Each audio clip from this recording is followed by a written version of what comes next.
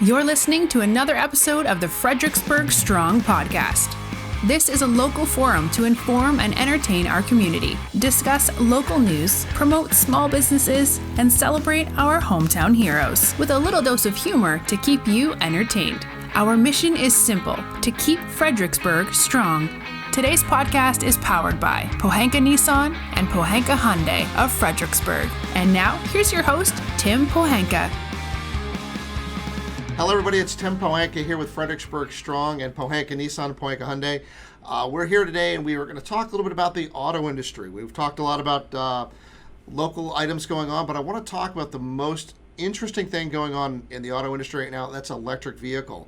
And I'm very lucky to have Aditya Gerard from Nissan. He's here today with us and he's here to talk about electric vehicles. Thank you very much for joining us. Pleasure to be here, Tim. Glad I could make it. And so am I. And I'm going to jump right in. Given the fact that it's such an emerging technology, what made you make the leap to really want to be involved in an electric vehicle? Of course. So I've spent 7 years with Nissan so far. And last year, I completed 3 years working on our most prominent nameplate in our lineup, the Nissan Rogue. And when I had to pick in my mind, what could be a good step after having spent 3 years on our most important model in the lineup, the answer was simple. I want to continue to be part of something relevant and I want to be part of the future. EVs are the future. The only question is, when is the future going to be here? So when this opportunity came by to work in EVs, I embraced it with open arms. Well, yeah, you bring up the future, and let's talk a little bit about that future. When you look at Nissan and where they've been, they obviously have been the leader in EV, first to market, and now you've got a lot of other competitors out there. And obviously the one that's made the biggest, I don't want to say splash, but I'll say is getting the most press out of it is Tesla. What makes Nissan's technology different from Tesla's? Sure. So, you mentioned this, Tim. We were the first ones to introduce a mass market 100-mile, 100% battery-operated vehicle in 2010.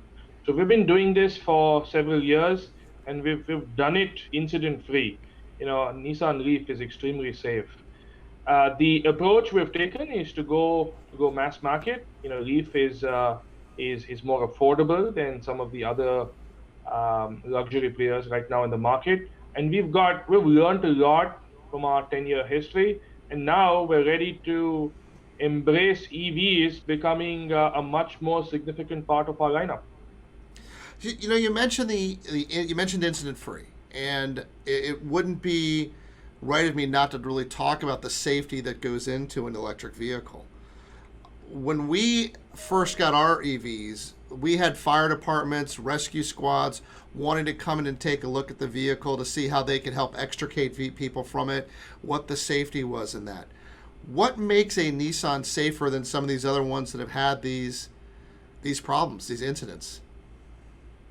We've got the best possible engineers working on these cars. We've got a very, very strong technical team that puts forth the best products that we can sell.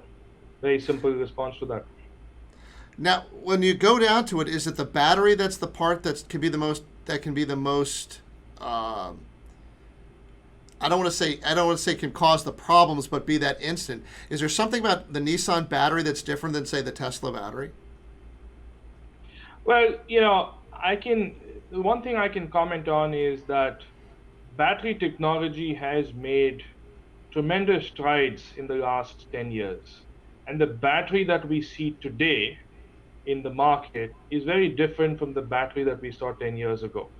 Different from a range perspective, different from a capacity perspective, and also different from a reliability perspective. So we have made some considerable strides in the last 10 years. And I think this is what is going to be super helpful to us as we embrace EVs to be a more significant part of our portfolio.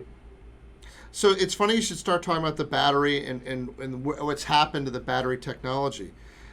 Cost of the battery, I remember when the first hybrids came out, people kept asking us how much are these batteries going to cost? What happens if it goes bad? let's talk about the battery in a hybrid vehicle. What is its expected range, or what is its expected replacement cost, or what can a consumer expect to get out of that battery when it's time to exchange it? Sure. EVs behave, or rather used to behave, very differently based on where you use them. So if you pick a extremely hot location like, let's say, Dubai, where the average temperature for the most part of the year is over 100 degrees Fahrenheit, the the behavior of the battery would be very different. But like I mentioned a couple of minutes ago, battery technology has changed so much. The variability that comes with battery performance based on usage in different conditions has reduced.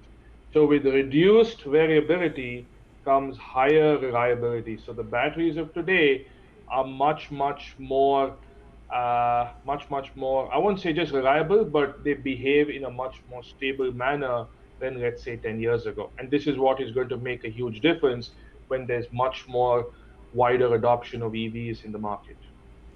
So, you mentioned about adoption, and that leads me right into my next question. When you look at range anxiety, which I think has been the biggest, that and cost, I think, has been two of the biggest hampers of this technology. You know, what can a consumer realistically expect in a more affordable vehicle like the Leaf than, say, some of the more expensive alternatives? I'll give you a very personal and simple example. So I work for Nissan, so I'm proud to drive Nissan cars. Last year I think, yeah, July, I got a brand new GTR to drive. So I drove it for the first few days, and then I offered the car to my wife to drive. My wife was driving a Leaf, and she's been driving a Leaf for about a year. She drove the GTR for about 3 days, and then she came back to me and she's like, all right, you can keep the GTR. I'll continue to drive the Leaf. Maybe I'll use the GTR once a week. The only car I want to drive is a Leaf. And it was a perfect example for me when I dug a little deep. She's like, the Leaf is just enough space as I need. The trunk is much bigger than one would expect. We've got a 4.5-year-old child, and he's got all his pram and his bags and all that stuff. So the trunk is good size. The space in the second row is good for the car seat. She is very comfortable driving it, and she's like, the Leaf basically zips from one place to the other, and it's a pleasure to drive. So thank you for the GTR, but I'll continue to drive my Leaf. Now, I heard a rumor that the Leaf is actually faster off the line than the GTR. Is that true? That's a good one. I don't know the exact numbers, but I can say this, that the Leaf is very, very quick to take off. Okay. So when we start talking about range anxiety with people, I'm assuming your wife doesn't have that. We're here in Fredericksburg, and we've got a huge commuting clientele who goes up to DC every day. They're in traffic. They can be stuck in traffic 2 to 3 hours. It gets hot. It gets cold in the winter. What can they get to work on a 50-mile trip? Can they get to and from work in an electric vehicle without any problem? Sure. So again, I'll give you a personal story. So right now, with everything going on with COVID-19 and stuff, we used to be a 2-car household, and now we've reduced to a 1-car household. So the only car we have in our driveway right now is a Leaf. So we've been driving a Leaf in the household for about 3 years now. So the question did come to my mind, is a Leaf really sufficient? So I also had, secondary range anxiety to make Leaf the primary car in our household. And then I evaluated, how much we would drive. So I can say with a certain level of confidence, high level of confidence, that 95% of the time, my daily commute or daily drive is not going to be more than 100 miles. There might be 5 out of 100 days where, we might travel somewhere, we might go somewhere far away. So I convinced myself we can go to a 1-car household. It's been 2 months now since we've just had 1 car. And there's been just one day where we wanted to go somewhere for a day trip, which is about 150 miles away, where I could have either, taken, I could have charged on the way, or I could have borrowed a vehicle from somewhere. So I got another car just for that one day, and we've been managing just well. So key point to the story is range anxiety is a true thing. Everybody faces range anxiety, but when you think of it rationally, most people, I think the national average, I think on an app, people drive what, 60 miles a day or 50 miles a day on an average, or even less. So for the majority of the days in the year, you need all of 60 or 70 miles. And a Leaf does just well. We've got up to 226 miles of range. So you've got plenty of juice left even after your day is done. See, it's funny when I think of range anxiety. We're a 100-year-old dealership group, so we've been in business since 1919. Yep. I think back to those original days of the automobile when it came out. How far was it between gas stations? You used to have your horse and buggy. You used to have your horse and buggy, and your horse and buggy could go and eat grass on the side of the street or the road and be fine, and everything would go on. Yeah. But somebody had to take the leadership to say, hey, there may not be a gas station here right now. I'm going to take that challenge with it. And I think that's what we have in the Leaf is, you do have a vehicle that can go these miles. It can get up and back from DC. But we have another great advantage. There's an infrastructure already in place, right? Yep. So that's a very significant change, I think, that is developing and will further develop over time. First things first. Amongst the EV adopters, so I think most of the people who drive EVs today are early adopters, given where the industry is. 90% of people primarily charge at home. So you drive whatever you need to drive, plug it in the night, wake up in the morning, you have 100% juice before you leave. So that takes care of 90% of your needs or even more.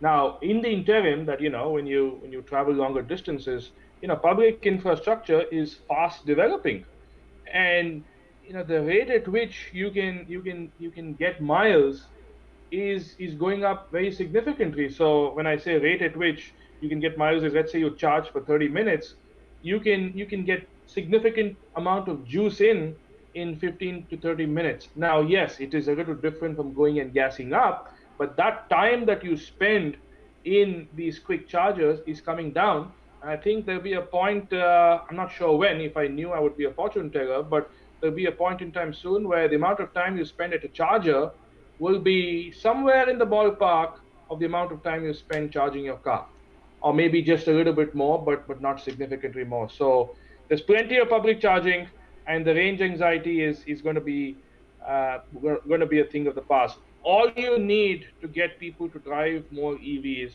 is have them drive an EV. And that's exactly what I did with my wife. She didn't want to drive an EV. But once you drive an EV, you'll never get out of it. It's funny you should say that. Both of the shuttle vehicles that we have in our service department are Nissan Leafs. They were Nissan Leafs from the day the Nissan announced it. We put them into shuttle service. And I can tell you, since we've had them, the first EV came out when? Leaf? Yeah, the Leaf, first Leaf. Since, yeah. 11. All right, well, it's in close to 10 years, I have not paid for gas in any of our service vehicles. The only thing we've ever put on them is tires and brakes. That's a testament to how amazing they actually are. Going back to charging and these batteries, right now there's a considerable, well, not considerable, there's multiple options for battery connections. The Hyundai battery, the BMW battery, all these different companies have different connecting points. At what point can we start to see some commonality in these charging receptacles? Well, if you liken charging to your phone, you still have multiple plugs for your phone, right? Your Android has one plug and Apple has another plug, and it peacefully coexists. So, again, I'm not a fortune teller. I don't know whether there's going to be a convergence in charging protocols, but I think there will be enough mass to take into account whatever protocols we have. So when we start to look at the economies of scale, where are we in EV in driving down the cost so that, obviously the government stepped in and helped out and local governments and state governments have stepped in. Where is the state of electric vehicle where it can start to take more of its own, it can shoulder more of the weight? That's a great question. So again, if I remember my numbers right, in 2010, the average cost of a kilowatt hour was I think $1,200 or $1,300 or something in that range. But it was over $1,000. Today, this has come down considerably, and the inflection point will probably be where the cost of the battery is maybe in the ballpark of between $80 to $100 per kilowatt hour. That's the point at which EVs will be, from a cost perspective, very comparable, acquisition cost perspective, very comparable to ICE vehicles. And then beyond that, you have the total cost of ownership, where EVs, stand out. Even in a scenario where gas prices are as low as they are right now, if we get that cost competitiveness in terms of the battery cost, the total cost of ownership of an EV will still be less than a gas vehicle, even with the low cost of gas. So we're getting to that point. We've made tremendous strides in the last 10 years. I think now is the last milestone we need to hit, where the cost comes down to somewhere close to the $100 or somewhere in that realm. So when we start to look at environmental concerns, obviously you hear people sit there and talk about, are electric vehicles better for the environment? Are they not? You look at questions about the products and the minerals that go into the production of it. How would you talk to someone who has questions about that? What would you say to them? There is no tailpipe emission in an EV, first of all, right? There's zero tailpipe emission. Number two, people can say that the electricity which is being used to power EVs is still being generated, using natural gas or coal or oil or one of those. So that's really truly not 100% green. But if you look at the sum total, the emissions is much less compared to driving conventional ICE cars. So again, I used to follow the power generation industry quite a bit, and I think the usage of coal is also in some parts of the world going down. So EVs, I think, overall as a package, allow us to be much more friendly to the environment than non-EVs. When we start to look at the long term, one of the items that does come up, if you look at roads are paid for by tax dollars, and that's based upon the tax dollars generated from fuel. Will there be a time where you think they'll be able to tax that electricity to equal that same item? We live in a world where economics have to make sense. So when there comes a point where EVs are the majority, the system has to figure out how to fund the infrastructure, how to support infrastructure, and how to keep the equation going. So I think the mechanism through which things will happen will be different, and obviously we'll have to make changes so that things are sustainable. Whether it will come in the form of a tax or any other form, I think it's too early to say.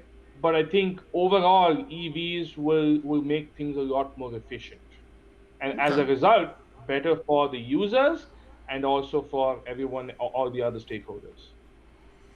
So taking this kind of out of the world of EV a little bit and putting it into the world of sports, there used to be an expression in NASCAR where you win on Sunday, you buy on Monday. Nissan is a leader in Formula E, and I don't think many people are really aware of what Formula E is. Can you talk a little about the Formula E program that Nissan has going on? Sure, I can shed a little bit of light on it. Formula E, for people who don't know what it means, it's basically your Formula One, but with 100% EVs. So, the thrill of hearing the engines rev up and all of that is a little different because EVs are typically very quiet. But I think the most important message for me, again, I'm looking at this from a customer point of view with Formula E, is the capability of these cars that don't run on gas. The capability is as good, if not better, than cars that run on gas and compete in Formula One and NASCAR and all the other races. So we've taken a lead. Nissan participates in Formula E. Our team has been quite successful, and from a pure customer perspective, we're able to communicate that for EVs are not just meant for a few people. It's meant for the masses because the capability is next to none other. I think that you touched on something that's important. When you look at the technology in a Formula One team to get those cars to go at the performance level they have to, that's a huge taxing on that battery. And to be able to generate that technology and that power through into that, and that gives some credence as to where this technology is going. Absolutely. I don't know if I mentioned it to my friend Jeff or someone else. We need to do we need to do a race between between maybe a Leaf or any of the other EVs versus the GTR, and that needs to be seen by people. I'm not sure who will win, but I'm sure it'll be pretty close because these EVs work so well. Well, and I think you're right. And I think the time to see how these EVs get adopted is important. A lot of people are still worried about the cost. They're worried about what they can do with it. Where do you see EVs going in a vehicle lineup? Do you see it going into trucks? Do you see it going into SUVs? Where do we tap out? Where is the gasoline engine going to be important to have? Sure. Tim, if one is going to say EVs are going to be more pervasive and going to be more significant part of one's portfolio, you have to look at the heart of the market. So if you look at the heart of the market within the U.S. Industry, it's basically SUVs and pickup trucks. That's the heart of the market. The rest of the market is small. So in my mind, I see electrification happening with SUVs, which constitute a decent proportion of the market, and on trucks. And there is no reason to believe that this is not going to happen because the technology is proven, the technology is available.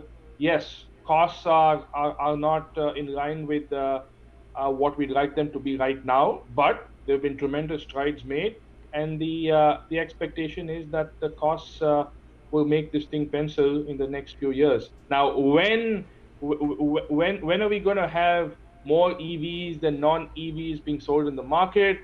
I think the adoption rate is going to differ by country. So, obviously China has a lot more EVs they sell as a proportion. Europe is probably second or maybe close to China, and then maybe it's the US after that. But it'll happen at different times in different parts of the world, and there'll come a time when the majority of the automobiles that are sold worldwide will be EVs. I just don't know when, but it is going to happen. So you say about it's going to be EVs. How does EV compare to other alternative sources like hydrogen Ah, so or that's natural gas? that yeah, that's a good question. So we talk about, again, when you talk about EVs, it's battery technology, right? So again, I'm not very deep into the technology aspects of things, but from my understanding, there will be some tremendous strides made in how a battery works, and that's the heart of an EV. So, in the next 5 to 7 years, likely will continue to make strides in the battery, and that could include hydrogen as a component. It could include various other technologies. But I think it's a given that battery technology per se is going to make some significant strides because there are lots of people working on this right now. So when you mentioned the owners, the leadership, that China is obviously the biggest earlier adopter of EV technology, and you've got Europe second. Is there anything special that the governments are doing there to help push this, or is it really a ground up approach or support that they're getting? Now it's very simple. In China, the subsidies that used to be offered were very, very attractive. So again, the best way to get people to adopt an EV is to have them drive one. So what these subsidies did was to give people a chance to buy an EV and not spend much more money than a comparable non-EV, and experience this, and gave them the opportunity to embrace it because of the driving experience, right? So that's how people in China, including buses and public transport, became more EV focused. That's why we needed subsidies. Once these subsidies go down, and they are going down in China as we speak, in the last several months, the subsidy support has gone down. The adoption rate is higher, and people will continue to buy EVs based on the driving experience. The driving experience is just very different. I'm not going to say preferable, but it's going to be something that customers will adopt. And there'll definitely be a small portion of customers who say, no, I don't want EVs. I want to hear the grunt in my engine. I want to, feel that power, etc., etc. But a majority will take on EVs very soon. Do you see any of the major car brands outside of Tesla going to a full electric platform? Well, when you say full 100%, I think it could happen, but it's going to take some time. It's a progression. It would take time, and whether it gets to 100%, I'm not sure, but I think it's fair to say that it will be a significant portion or majority of car sales in, I don't know, maybe the next decade or so. So we got to see in Chicago a sneak peek of a product that's coming out for Nissan. And I'm going to put you on the spot to talk a little bit about that if I can. Sure. So, we introduced last October at the Tokyo Motor Show the Nissan Aria concept. The Nissan Aria concept is a near production ready SUV. So think of the Nissan Murano in terms of the interiors, and think of the Nissan Rogue in terms of exterior size. So that's how the Nissan Aria concept is built. It has a flat floor, so the interior space is very different. It feels a lot more roomy, and it feels like it's a lot more space than actually is.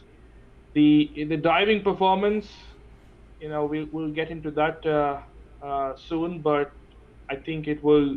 It's a concept. It's a production-ready concept, but it's beautiful. And if it were available for me to drive, I would definitely be driving one. So obviously we can't share any photos or sneak peeks of it. We got to see it as dealers, and you mentioned the flat floor, and obviously we're used to seeing all sorts of concepts before they come out, and we know some things are going to change and some things aren't. From what we were told, and I'll just share this, if what we saw is close to what it is, and that's really, if you said it's a close to ready concept, that flat floor changes interior design for vehicles I mean, that's a game changer on interior vehicle design. No, absolutely. So I think there'll come a time where your car is just not a space where you drive, but your car is a space that you can customize based on your mood. So, let's say you want to, sit in your car and you want to work, and, no better time than doing it now. And most people are working from home. You can use your car as a space to work. You can use your car to relax. You can use your car for, reducing stress when you're driving in intense traffic conditions. But, your point is very, very valid, Tim. The interior of a car is going to be usable in different ways than we are used to today. And the flat floor makes that a reality. Because it's not just a flat floor that this is going to have, because that center column is going to be gone. You're also looking at a flat dashboard almost to speak of too. So when you think about all of that room that's going to mysteriously appear, that's just huge. Yep. So it's you hit the nail on the head. The possibilities now of how the space will be used are even more than earlier. So when you start to think about electric vehicle, obviously the next thing that comes up with it is autonomous vehicle. And Yeah. how well these two start to work together. Obviously, we've seen a few competitors absolutely not have the world's greatest experience with their autonomous vehicles. Nissan seems to be taking a much different approach to that. When you're looking at what's in the Leaf today, is it fair to say it's more of a driver assist as opposed to a driverless type approach? Absolutely. It is driver assist.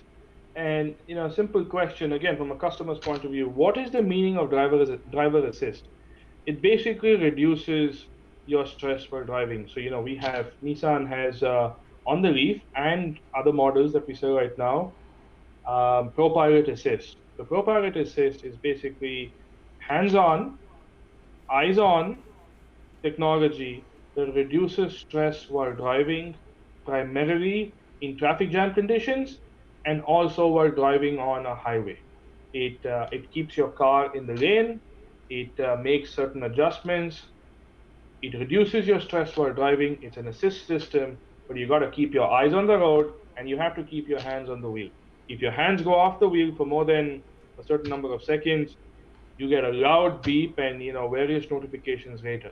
The key issue, the point here is it reduces your stress while driving. It does not drive And and that's the interesting thing is I just saw it on the other day of another vehicle that just person fell asleep and it just kept on driving for them. So that doesn't happen in a Nissan. If you fall asleep, it's not going to be because your car is driving itself. No, absolutely not. Like I said, it's a hands-on, eyes-on system, and if your hands are not on, you will get plenty of notifications and you will not be sleeping. So lastly, and will wrap this up, I want to talk about the other thing that goes into it is insurance costs. When you look at the cost to own a vehicle, you're looking at 360. It's what's the cost of the car, what's the cost of the maintenance, what's the cost of the insurance. As a manufacturer, obviously, replacement costs for batteries and things like that go into insurance companies to making up of their costs. How have you seen insurance costs go for an EV versus a regular vehicle? Sure. Good point, Tim. I think we haven't come to a point as yet where we can move the needle in terms of insurance costs because the percentage of EVs in the industry is still, it's what I think calendar year 19 was about 1.5% or maybe a little bit shy of 2%.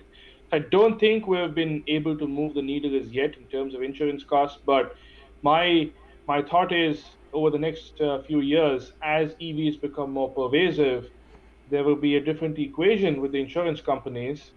I would think insurance costs will definitely be optimized because the number of parts that move in an EV are much fewer than a non-EV.